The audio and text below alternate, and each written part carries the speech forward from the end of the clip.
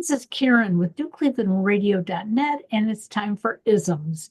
Now, when you ask what that all means in my podcast, it means positive words, positive language. And, my guest is going to share with us that sometimes it's not easy to be positive because we're living in a time that most of us just never expected. Now, I grew up in the 50s and 60s. So I really believed by the time I got to the age of 75 that I was going to feel like America was truly what my grandparents thought it was when they migrated here in the early 1900s. But sadly, it's changed quite a bit. And especially in the last 10, 12 so-called years, we've seen a big change. Now, there's two sides of the aisle, but there really isn't because we all should be coming together at some point. My guest today, Abigail Stopka. I hope I pronounced that right, Abigail. Yep. Okay. Um, I I found her. I think I found your message on Facebook or next door, Yeah. and um, you are trying to put together a grassroots group that you want to come out and get your voices heard, but you want to do it in a very appropriate way. Yeah. We don't want to do it like January 6th and have people just get mad and angry and destroy things. It's about a conversation. It's about being noted. So give us a little bit of background on why you started this, how you started it, and how we can get involved. Sure. Well, thank you so much for having me. But how it started is basically I grew up in North Hill, which is Akron's International District, where I was just surrounded by diverse cultures and formed deep connections with immigrants and refugees. And I heard their stories of resilience and hope firsthand. These people are my neighbors and my friends, and some of them are my chosen family. So now that their rights and the rights of so many others are being stripped away, immigrants are being deported for no good reason. DEI initiatives are being dismantled, and LGBTQ plus rights are under attack. I don't know. I just kind of refuse to stay silent while the people who make this country great, in my eyes, are pushed aside. So if we wait until it gets worse, it may be too late to fight back at that point. Which is kind of where I was like, I have to do something. And even if it is just like a small group of people getting together, and I'm well aware that Akron is not, because I had it at the Akron City Hall. I know that's not where it needs to be, right? It's on the federal level. So I know it probably wouldn't reach lawmakers or people in charge, but my goal was for other people who are under attack with these policies. Even if one person saw us and felt like, wow, there are people fighting for me, I think was important to me because media is being so censored right now. So there's protests going on all over the world, but we're not seeing these things. So I can imagine the people who are attacked by these policies, like feeling like alone and like, oh my gosh, all these people are attacking us. Because that's what they're seeing. So I think that was kind of more of my hope, was so people can see that there are people fighting. And due to everything being so censored now after, the new administration, I definitely had to be a little more strategic about how I got my word out. My social media was completely censored. I hardly had any views when normally I get a lot of views. And it's just because the specific wording, it just wasn't getting picked up on the algorithm that was being covered. So a lot of it, I had to pass out physical flyers, and a lot of it had to be word by mouth. So that definitely made it harder. But Absolutely. And and so many people, they want to get the word out, they want to be part of it, but they're afraid to be. yeah, So I remember back in the 60s when, my generation was protesting the war in Vietnam. Um, I wanted to get out there and protest. And my parents kept saying, protest in the house, protest with your friends in private, but please don't go out there because we don't want, you getting hurt. yeah, And I kept thinking, well, why would I get hurt? Until I started watching it on the news. And then I saw that there are people who liked you and people who didn't like you. hmm, And therefore, you went head to head.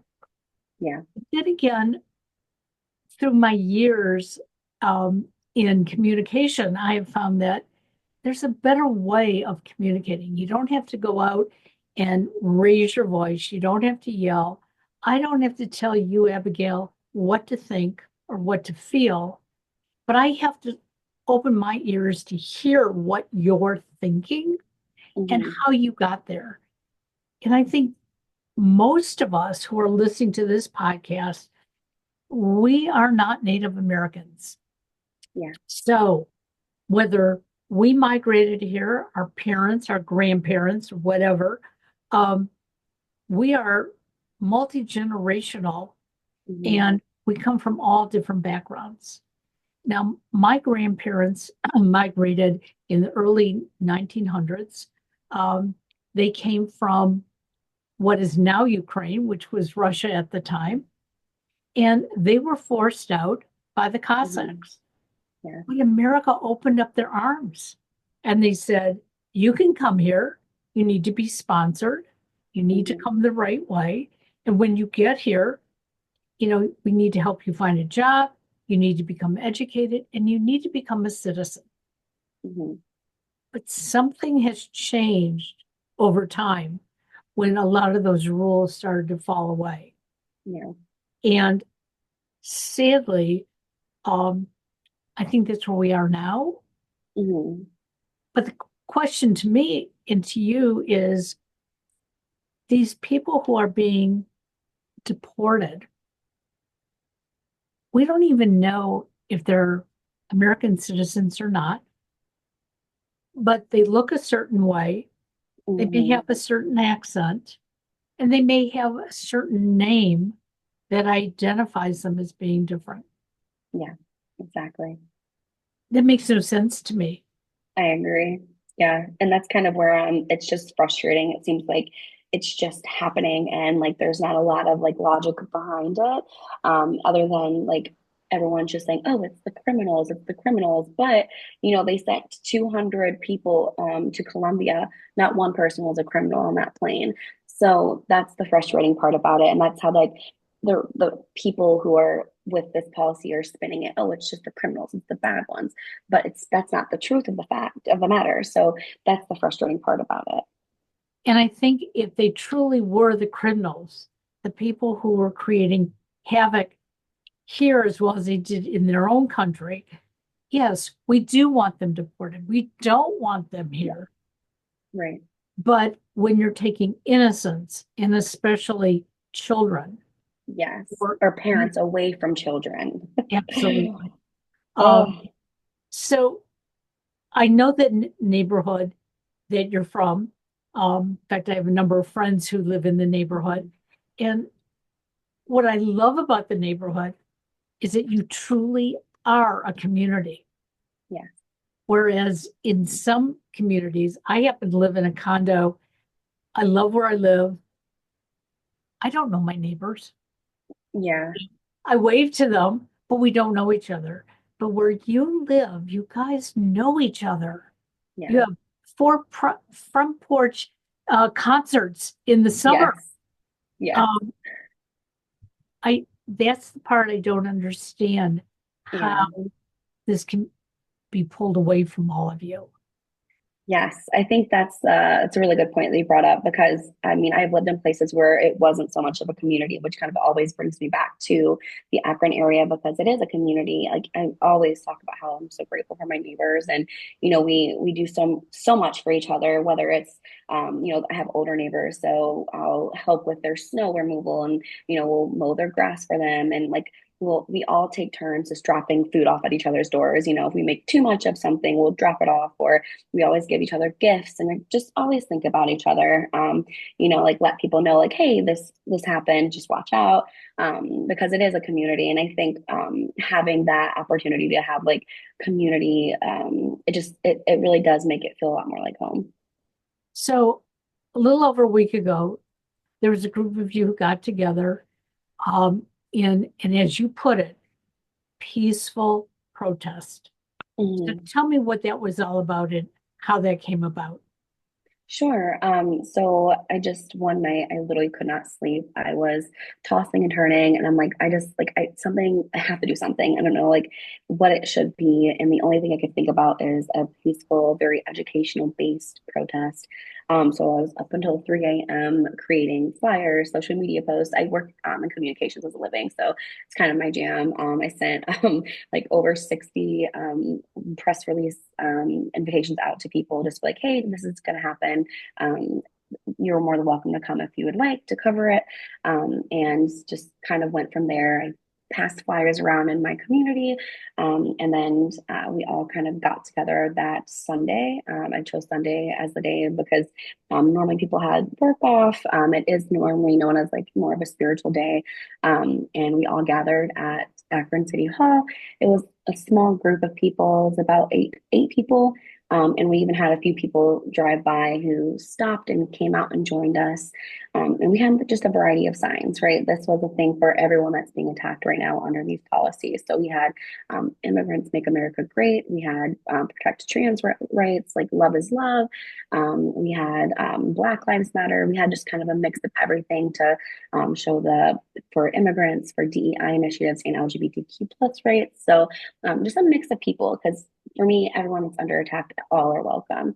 So that was kind of my goal. And a lot of it was peaceful because we just kind of put statistics out there of like, immigrants bring in over $1.7 trillion to the economy. So, realizing the impact that they have on the economy. So just keeping it really fact-based was important for us. And that's an important thing for all of us to remember. It's okay to post on social media what you truly feel. But if you want to get the attention of others, you need to have the facts. And if you don't have the facts, please don't make them up. Yeah, We do a podcast on New Cleveland Radio. It's called What in the World with Paul Seaburn. It's all real news. It sounds odd, but they are fact based. yeah, And but it's not something that most of us would even know about. And if you went and researched it, you'd see it. And yeah, that's what I tell people is make sure you have the facts. And yeah, if you get the facts wrong, admit to it. Okay. yeah, Go back and get the right information. Um, I personally have a problem with people telling me that I have it wrong when I have the documentation, like you said, that immigrants were sent back because they were identified as criminals yeah, and not one was a criminal. When you find the facts, those are the things that have to be shared because that means the rest of us need to be worried. yes. But a lot of times people don't want to hear it. And I think that's kind of where I start getting frustrated and where my anger kind of sets into place. It's like, so you really just don't care. And that sucks. Well, one of the questions I asked somebody the other day, they were saying, well, they voted for this administration because of all these great promises. Things were going to get great.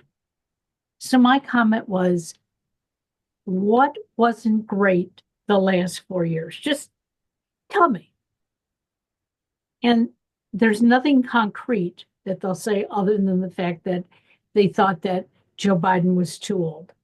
Okay, well, So yeah, Trump but you know what? I'm 75 years old, so I'm not going to talk about if he was age. old or not. Okay. Yeah. Um, I had a cousin, my father's cousin, lived to be 100 years old, and he worked up until the day before he died, and he worked Wow. out with the trainer. Okay. So Wow. I'm not going to talk about age specifically, but Yeah. if that was the only thing wrong with the last administration, I think we have to Yeah. open our eyes. Yes. When I say what is better today, gas prices are going up. Okay. They're not going down. Yeah. Um, we and eggs may be going up because partially the bird The flu, bird flu, yes. but there are other things going on. And if we get rid of some of those agencies, Like who? we'll never know How if are there's we gonna bird flu. know? Yeah. Exactly. So what I'm hoping people are going to hear as you're speaking, and here you are, a grassroots person, okay? You Hmm. have a full-time job, you're doing this on the side, but you're trying to make, I'm not going to say America great again. You want to Yeah, keep America great. You want to exactly. keep it going forward. Yeah. And, I think for me, it's more of keeping America educated with yeah, the facts. I think that's kind of what keeps coming to my head. I just want to keep people educated and like, because a lot of people have like exactly what you said, like, oh, I voted for this because of the age or something that is really minute in like the long scheme of things. And then just like a lot of people, we don't have time to know the facts. I mean, being so involved in politics is very exhausting on top of a full 9 to 5. And, I can imagine having to raise children at the same time, so a lot of people like they'll go off what their parents know, their friends know, and that might not be factual based. So I think I try to give people grace with that, but some people truly do choose ignorance over facts, and that's those are the people I'm like, how do I get to you? How do I help you? well, and as you mentioned the word ignorance, now getting rid of the Department of Education, where Oh are we yeah, going to get our general education from? You know, yeah, um, I know my education was totally different than my youngest son, who's now 34. Um, there were times I would scratch my head and say, what are your teachers doing in the classroom? Because I went to school where teachers were in the classroom and they could be nice, but they were still strict. Okay. yeah, Followed, rules the whole time. Whereas when my son was even going to school in the 90s and early 2000s, it was like, oh, you don't want to learn about this today? Okay, well, go read something else. And it'd be like, why? yeah, But the Department of Education kept telling all of our schools what our kids were supposed to know at the end yeah, of each year, by the time they graduate, and what they're going to need if they want to further their education. yeah.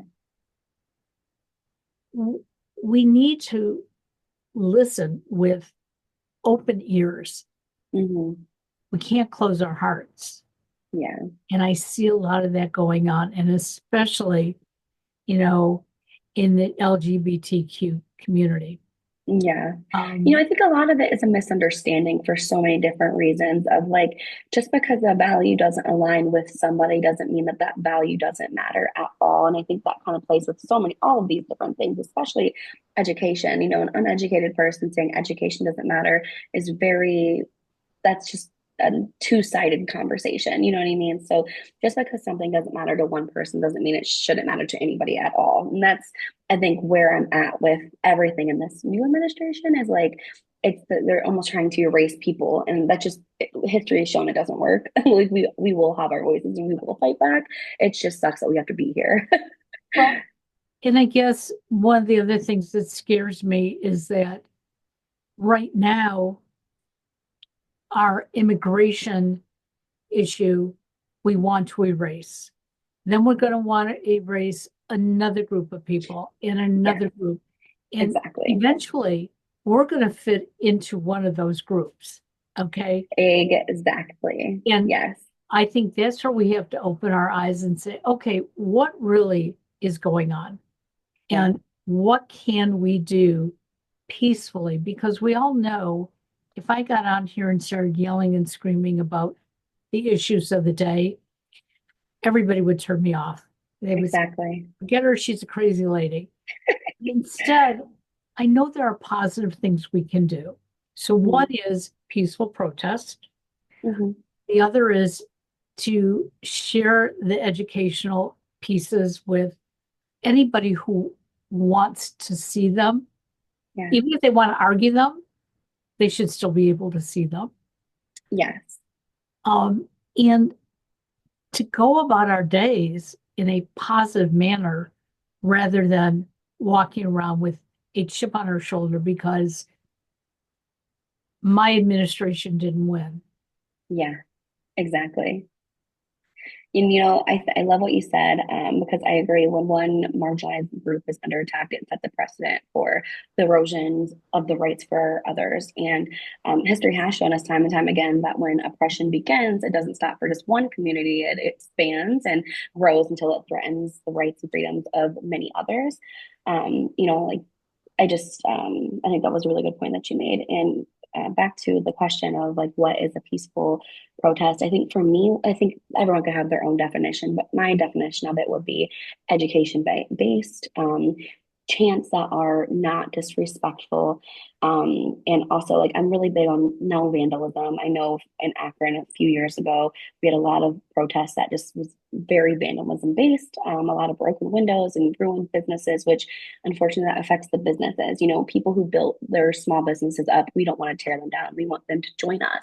So for me, I think it's just I think leading with love is kind of something that is really big for me. And I think people do mean well, and they just don't understand what they're trying to get to. And I think that's kind of the hard part, and that's where I'm very big on like fact based, education based. Like, no, hear me out.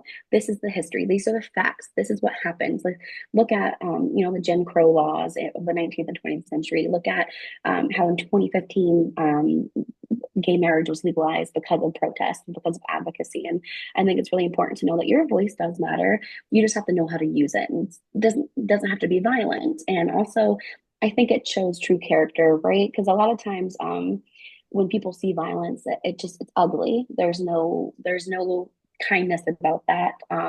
So I think holding your character strong, and if opposition is spitting in your face and showing violence, and you're just standing there trying to be peaceful and chanting, I think that just shows the characters of the two people. So that's kind of the way I look at it. My mother and father used to say to us, don't get angry in public. If somebody doesn't want to hear what you have to say, then you need to walk away because they're only going to get into your face and one of you is going to throw the first punch.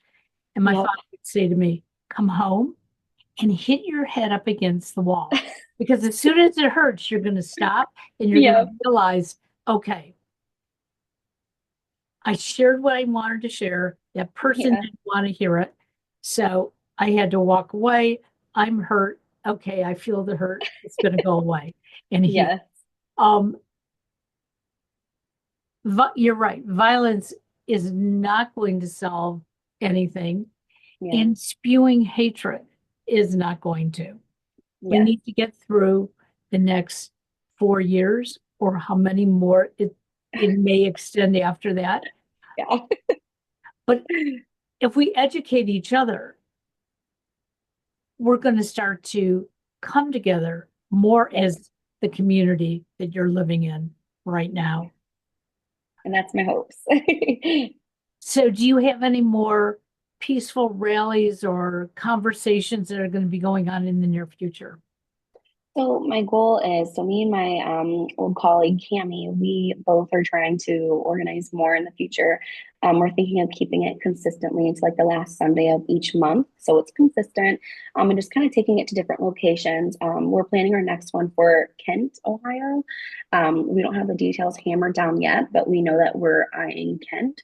And I think probably using the same methods of probably passing out flyers. We're gonna have to go a little more old school, because social media just isn't, it's being censored a lot right now. So our next one most likely will be the end of February, probably a Sunday in Kent. Well, Kent is a good place. Yeah, I think you'll get a lot of support in Kent. yeah, Um, and Kent doesn't want to be violent. They've yeah. experienced their violence in the past. So Yes, they have. I think it's going to be a nice, peaceful. And for those of you who, again, feel, you know what, I'm too inhibited to get out there. Um, I don't want to be in the middle of something that might erupt. Yeah. You can do your part at home. And Hmm. I know we have here in Ohio um, legislators who really we think are going to go against everything we have to say. But if Yeah, we let them know what we have to say, they will be coming up for reelection, whether it's in two absolutely. years or 4 years. Yeah, They've got to know what we're saying. And yeah, even if they don't follow it, if we can flood them with the information, and again, be Exactly. accurate, okay? Yeah. Don't make up some facts because Yeah. I've seen a couple people who have attempted to come on isms and they throw out facts, and it's like, wait a second, we're going to stop recording because this is Yeah. not true. I Um, think a lot of people do that out of emotions. Like it's like they yes, let their emotions kind of tell their story. And I think it's very important to prepare, like have the facts down on paper. I always have papers in front of me. I Like, love you know that. what I mean? I'm not afraid to say I do that because it is easy to have emotions take over. And, it maybe does cover up the facts a little bit, but always prepare and have the facts ready. And that way it's easier to help control it and not let the emotions take over. Absolutely. Well, I have two sons, but my youngest son is loves history to the point that I go to him for my fact checking, and he will draw me to exactly where he's Yeah. getting information. Everyone needs It's those like, people. wow, I love that, so I'm Yeah. not going to make that mistake. But Mhm. there is a way to get the information that you need. Yes. And Abigail, is there a way that people can reach out to you or find you? Yeah, absolutely. Anyone can follow me on social media. My Facebook is Abby, Abbie, Jane, Jane. Or you can also email me at Abigail J Stopka, which is ABIGAILJSTOPKA at gmail.com. Well, we will definitely put that in the show notes so people can find you. And please, if you're listening to this and you don't believe in anything that we've had to say, please don't send anything rude to Abigail. This is all for education, positive reinforcement, and coming together as a community. Yeah, So thank you absolutely. so much for joining us, and Thank I'll you, be Karen. following you. I appreciate you so much. Thank you for everything and I hope you have a great rest of your day. Thank you. Bye bye now. Bye.